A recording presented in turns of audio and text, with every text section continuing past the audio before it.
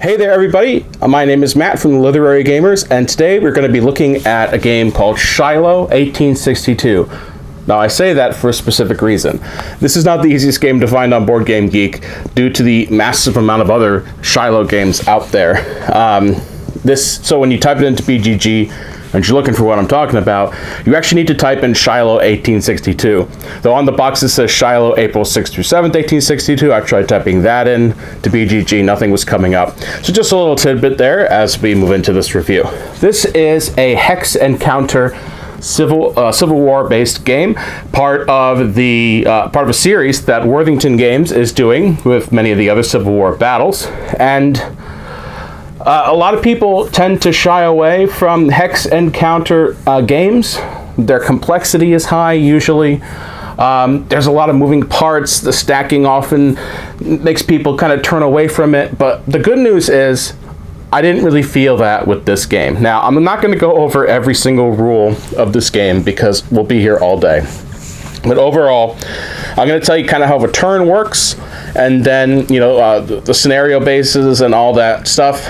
And then we're going to move into my thoughts, because I actually do like this game. It's fairly different than some of the other hex and counter games I've played in the past. And as a caveat, the first games I ever got in the hobby were hex and counter games. And I was a huge fan of the Civil War, Battle of Gettysburg, and a lot of the hex and counter games. I was so excited to get them to the table, and then I got them to the table and I couldn't understand the rules at all. So I often put them away. So when I say this is technically my first hex and counter game, it really is technically my first hex and counter game. So in a turn, the first player is going to have a command phase. What they're trying to do is figure out if there are any units that are part of their division that are out of command. If they're out of command, you put a little token on top of them that says they're out of command. They can't really do anything for the turn. Now, of course, they can defend. They not defend, but they can still be attacked, but they're out of command. After that, the player will do an organization phase and then an offensive artillery phase. If the artillery fires, they have a little fired marker that you put on top of the artillery. And then there's the movement that happens. Movement is pretty much where a lot of the downtime comes in, but of course it's also a way for the other player to kind of think in their head about what they want to do after the movement happens. Then we have the combat phase. And the combat is done by the defensive player firing first, and then the offensive player firing. And then the rally phase, if there's units that are wounded, they can rally and become stronger. And that's pretty much how the turn works. After the first player does all those phases, the second player does all those phases as well. Now, as far as firing goes, because that's probably going to be the most common question about how combat works in this game, it's fairly simple. You declare which unit you're attacking. The second player, or the defensive player, takes a look at your strength. The second player rolls the dice, takes a look at their strength, and there's a chart with a D10, and depending on how strong you are is how many casualties you've inflicted. Now you're also keeping track of casualties as the battle goes on, because if the objectives aren't met by the end of the scenario or by the end of the battle, if you're doing the grand game, then you have to see who committed the most casualties. At least that's the feeling I got from the rules here.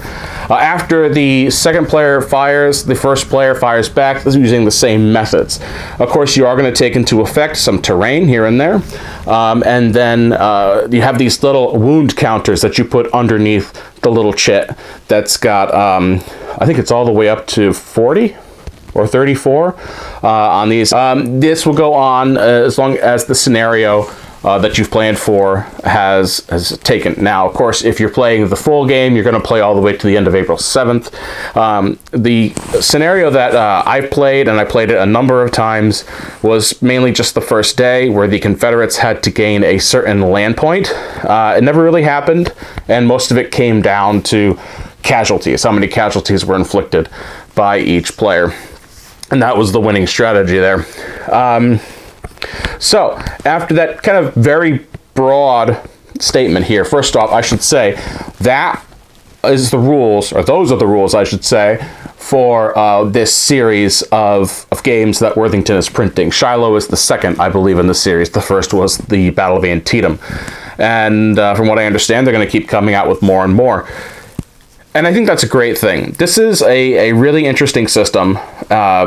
And I think it'll do great with people who want to get into war games, but when they see that it's hex and counter and chip-based, they kind of shy away from it because they might be... I don't really want to use the word scared, but that really is kind of the feeling people get when they see this style.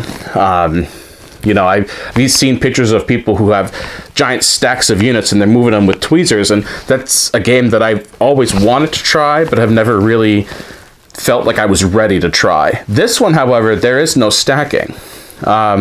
Instead, what happens is it's only one unit per hex. Yes, you're going to have stacks of other little chits and markers about what, you know, the wounds are, you know, if they're out of command, with artillery, it's if they fired or not. And sometimes you might get a big stack. But that was one of the things that I really enjoyed about this one. And I know that there's going to be a lot of people who are like, well, you know, stacking is a part of historical gaming. I get that. And I'll be reviewing another game in a bit that's got stacking. But for a first, I thought this was a great one and a great rule implemented there. The differences with Shiloh, the biggest difference was that the units the Union units were unalerted at the beginning of the game. So they could only really be alerted if they've been attacked, if the rest of the division was, if one of the division was attacked, the rest of the division was attacked. There were certain rule sets that kind of clicked in based on which turn it was, and eventually everything is alerted on the field, and that's very thematic for this battle. And the great thing about Shiloh, and I haven't played Antietam, but the great thing about Shiloh was that there weren't a lot of different types of terrain that you had to keep attention to. The terrain was very simple. Most of it was forested. Most of it had roads.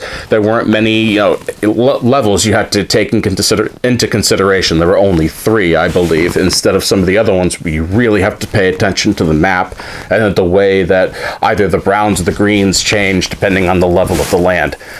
So I actually felt that for a battle game, this was interesting. Now, the biggest criticism most battle games get, and I've seen this online, on the forums, on BGG, is that they're not really games, they're simulations. I don't know if I could say that about Shiloh. I feel like we took very different approaches to every time I played it, to how the battle played out. And so I thought that was a good design that could happen, because and of course you're devoting so much time to a game like this. I think it said victory within 4 hours, and I would say that's mostly true once you've played the game a few times and really understand how you're moving and all of that. So I really give this one a lot of credit for trying to be that system of game that people can jump into easily, and I would highly recommend it to many people. Now, of course, this wouldn't be a video from the Literary Gamers without me recommending a book, and I do have one right here. I'm going to recommend Jeff Shera's A Blaze of Glory. When the Civil War was celebrating its 150th anniversary, Jeff Shera, who is the son of Michael Shera, who many know wrote The Killer Angels, Jeff Shera wrote a lot of historical epic books following in his father's footsteps. A Blaze of Glory was when he returned to the Civil War, and when he began writing about the campaigns happening in the Western theater. And after reading a few of his more recent ones, he had a World War I book, he had a World War II series. This was a great return to form. A Blaze of Glory was really a great read. It has Grant, has General Sherman, General Johnston as characters, but it also has a soldier as a character as well, and that soldier kind of moves through the majority of the Civil War in the West series, and I really do think that most people can get a deep grasp of what happens at Shiloh. Of course, the Battle of Shiloh is often recognized for being the first major battle in the Civil War where the idea of these massive amounts of casualties were suddenly hitting the people hard. You know, Shiloh was, I think, 24,000 casualties to it in 2 days. That would then be dwarfed by Antietam later in the year at 23,000 in 1 day. So the the Battle of Shiloh really kind of hallmarked the idea that this was going to be a heavy casualty war. And I think the game captures that because you are keeping track of casualties as you move along the board. So I think that was a great little nod to kind of the social idea that people were grasping with the amount of losses here. Now, I have not played Antietam. I cannot tell you how it compares to this one, but what I can tell you is that Shiloh is a great system and a really neat historical game if you are into like the battle games and things like that. So that's going to be it for me today from the Literary Gamers. That is Shiloh, April 6th through 7th, 1862, or Shiloh 1862 if you're trying to find it on BGG. And I highly recommend Jeff Sharer's Blaze of Glory. If you really enjoy this game and you have not read this book, please take a look at it. This is a historical fiction book. So have you played Shiloh? Have you played this series from Worthington Games before? A big thank you to Worthington Games for sending this to me as a review copy. And we'll see you next time, everybody. Bye.